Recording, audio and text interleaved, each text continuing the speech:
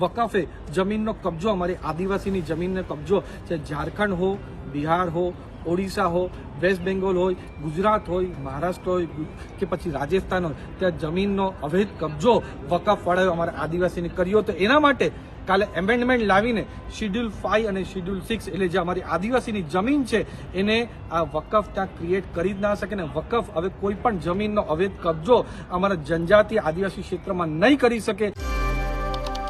વલસાડના સાંસદ ધવલ પટેલે આદિવાસી નેતાઓ ચૈતર વસાવા અને અનંત પટેલ પર પ્રહાર કર્યા. અનંત પટેલ અને ચૈતર વસાવા પર સાંસદે પ્રહાર કરતા કહ્યું કે આ બંને આદિવાસી નેતાઓની માનસિકતા આદિવાસી વિરોધી છે.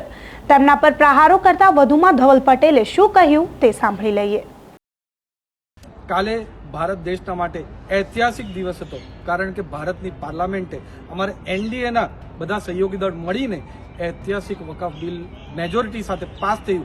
એના માટે પ્રધાનમંત્રી નરેન્દ્ર મોદી સાહેબ સાથે જ અમારા દેશના ગૃહમંત્રી અમિત શાહ સાહેબ, અમારા માઇનોરિટી અફેર્સ મિનિસ્ટર કિરણ રિજ્જુજી, અમારા ભારતીય જનતા પાર્ટીની પૂરી સરકાર, એનડીએને સહયોગી દળને હું ખૂબ ખૂબ ધન્યવાદ અને શુભકામના આપવા માંગુ છું કે આ ઐતિહાસિક બિલના લીધે કરોડો ગરીબ લોકોના, મહિલાઓનો ફાયદા થવાના છે.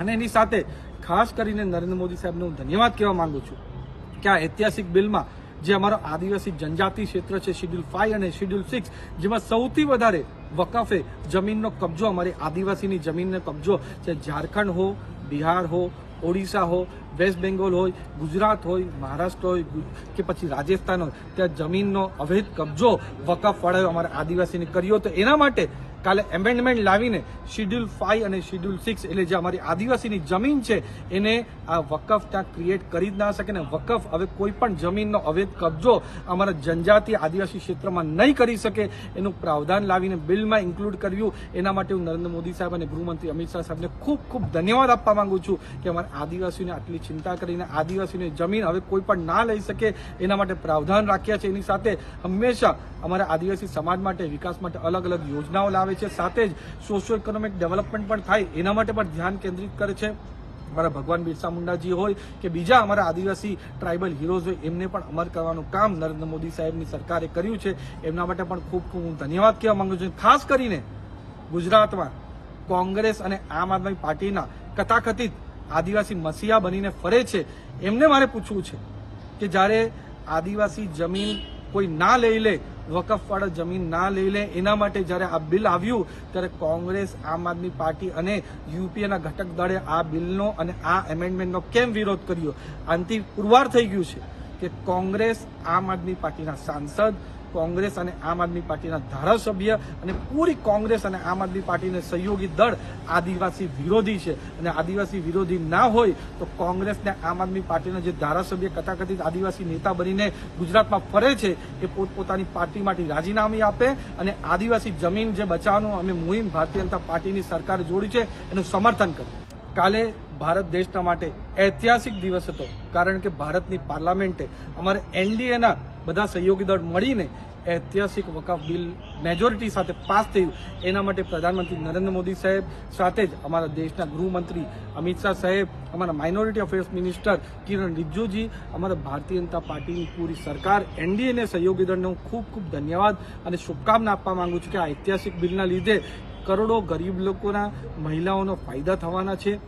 અને એની સાથે ખાસ કરીને નરેન્દ્ર મોદી સાહેબને હું ધન્યવાદ કહેવા માંગુ છું કે આ ઐતિહાસિક બિલમાં જે અમારો આદિવાસી જનજાતિ ક્ષેત્ર છે શેડ્યુલ 5 અને શેડ્યુલ 6, જેમાં સૌથી વધારે વકફે જમીનનો કબજો, અમારી આદિવાસીની જમીનનો કબજો છે, ઝારખંડ હો, બિહાર હો, ઓડિશા હો, વેસ્ટ બેંગોલ હોય, ગુજરાત હોય, મહારાષ્ટ્ર હોય કે પછી રાજસ્થાન હોય, ત્યાં જમીનનો અવૈધ કબજો વકફ વાળાએ અમારા આદિવાસીને કર્યો. તો એના માટે કાલે એમેન્ડમેન્ટ લાવીને શેડ્યુલ 5 અને શેડ્યુલ 6 એટલે જે અમારી આદિવાસીની જમીન છે એને આ વકફ ત્યાં ક્રિએટ કરી જ ના શકે ને વકફ હવે કોઈ પણ જમીનનો અવૈધ કબજો અમારા જનજાતિ આદિવાસી ક્ષેત્રમાં નહીં કરી શકે એનું પ્રાવધાન લાવીને બિલમાં ઇન્ક્લુડ કર્યું. એના માટે હું નરેન્દ્ર મોદી સાહેબ અને ગૃહમંત્રી અમિત શાહ સાહેબને ખૂબ ખૂબ ધન્યવાદ આપવા માંગુ છું કે અમારા આદિવાસીઓને આટલી ચિંતા કરીને આદિવાસીઓની જમીન હવે કોઈ પણ ના લઈ શકે એના માટે પ્રાવધાન રાખ્યા છે. એની સાથે હંમેશા અમારા આદિવાસી સમાજ માટે, વિકાસ માટે અલગ અલગ યોજનાઓ લાવે છે. સાથે જ સોશિયો ઇકોનોમિક ડેવલપમેન્ટ પણ થાય એના માટે પણ ધ્યાન કેન્દ્રિત કરે છે.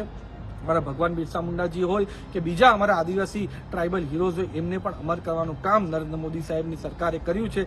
એમના માટે પણ ખૂબ ખૂબ હું ધન્યવાદ કહેવા માંગુ છું. ખાસ કરીને ગુજરાતમાં કોંગ્રેસ અને આમ આદમી પાર્ટીના કથાકથિત આદિવાસી મસીહા બનીને ફરે છે, એમને મારે પૂછવું છે કે જ્યારે આદિવાસી જમીન કોઈ ના લઈ લે, વકફવાળા જમીન ના લઈ લે, એના માટે જ્યારે આ બિલ આવ્યું ત્યારે કોંગ્રેસ, આમ આદમી પાર્ટી અને યુપીએના ઘટક દળે આ બિલનો અને આ એમેન્ડમેન્ટનો કેમ વિરોધ કર્યો? આનાથી પુરવાર થઈ ગયું છે કે કોંગ્રેસ, આમ આદમી પાર્ટીના સાંસદ, કોંગ્રેસ અને આમ આદમી પાર્ટીના ધારાસભ્ય અને પૂરી કોંગ્રેસ અને આમ આદમી પાર્ટીને સહયોગી દળ આદિવાસી વિરોધી છે. અને આદિવાસી વિરોધી ના હોય તો કોંગ્રેસ ને આમ આદમી પાર્ટીના જે ધારાસભ્ય કથાકથિત આદિવાસી નેતા બનીને ગુજરાતમાં ફરે છે એ પોતપોતાની પાર્ટીમાંથી રાજીનામું આપે અને આદિવાસી જમીન જે બચાવવાનું અમે મુહિમ ભારતીય જનતા પાર્ટીની સરકારે જોડી છે એનું સમર્થન કરે.